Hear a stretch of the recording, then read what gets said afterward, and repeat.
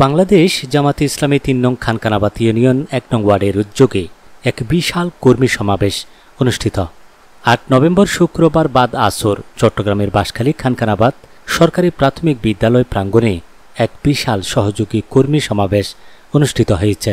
খানকানাবাদ ইউনিয়নের কৃতি সন্তান বিশিষ্ট শিক্ষাবিদ মাস্টার মোহাম্মদ এনামুল হকের সভাপতিত্বে ও সাবেক ছাত্রনেতা মোহাম্মদ বেলাল উদ্দিন চৌধুরীর সঞ্চালনায় উক্ত সভায় উদ্বোধনে বক্তব্য রাখেন চট্টগ্রাম মহানগর ১৭ নং রাসুলবাগ আবাসিক ওয়ার্ড সভাপতি মোহাম্মদ এনামুল হক চৌধুরী।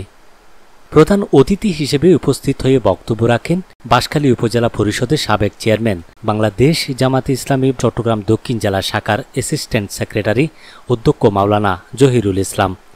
এ সময় বিশেষ অতিথি হিসেবে উপস্থিত হয়ে বক্তব্য রাখেন বাংলাদেশ জামাতে ইসলামী বাঁশখালী উপজেলা শাখার আমির engineer Shahidul Mostafa, assistant secretary মাওলানা এনামুল হক জিহাদি, শ্রমিক কল্যাণ ফেডারেশন বাঁশখালী উপজেলা শাখার সভাপতি মোহাম্মদ জুবাইর।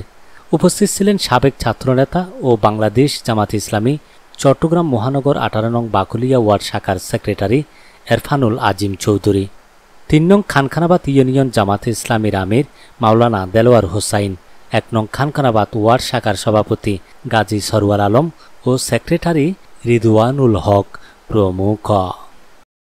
শান্তিকামী মানুষের পাশে যারা সেবকের মানসিকতা নিয়ে পাশে দাঁড়ান তার নাম হচ্ছে বাংলাদেশ জামাত ইসলামী।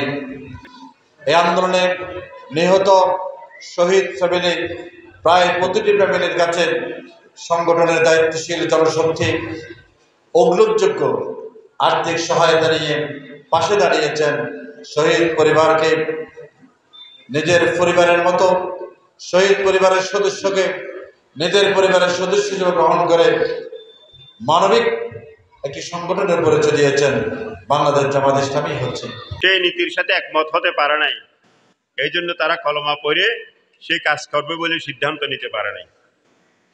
কিন্তু আমরা যারা এখানে আজকে আসি বা বাংলাদেশের শতকরা ৮০ থেকে ৯০% মুসলমানের দেশে আমরা যদি কলমার দাবি বুঝতাম তাহলে বাংলাদেশের চেহারা পাল্টে যেত।